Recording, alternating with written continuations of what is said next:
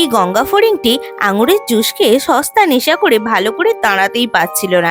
আজকে পোকাদের ফেস্টিভ্যাল, পোকারা গান বাজনা করে একটি প্রজাপতি নাচতে নাচতে যাচ্ছিল, উৎসব মানাচ্ছিল।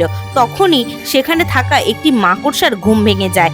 মাকড়সাটা দেখে অনেক পোকামাকড়, সে আজকে মন ভরে খাবে, তাই ভালো করে তার জালটাকে বুনতে আরম্ভ করে দেয়। এখানে সব পোকামাকড়রা গান বাজনা নাচ করছে, আর ওইদিকে ফাঁদ পাচ্ছে মাকড়সাটা।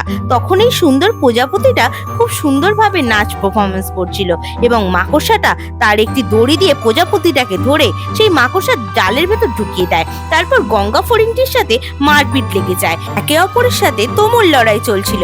কোনো রকমে ওপরে মারতে মারতে গঙ্গা ফড়িংটি লাস্টে মাকড়সাকে ছুঁড়ে দূর আকাশে লাথি মেরে ফেলে দেয়। তখন মাকড়সাটি নিজের মাথাটাই খুঁজে পাচ্ছিল না, ভয়তে চলে যায়, এবং প্রজাপতিটি অনেক খুশি হয়ে যায়। সে আবার নেশা করে।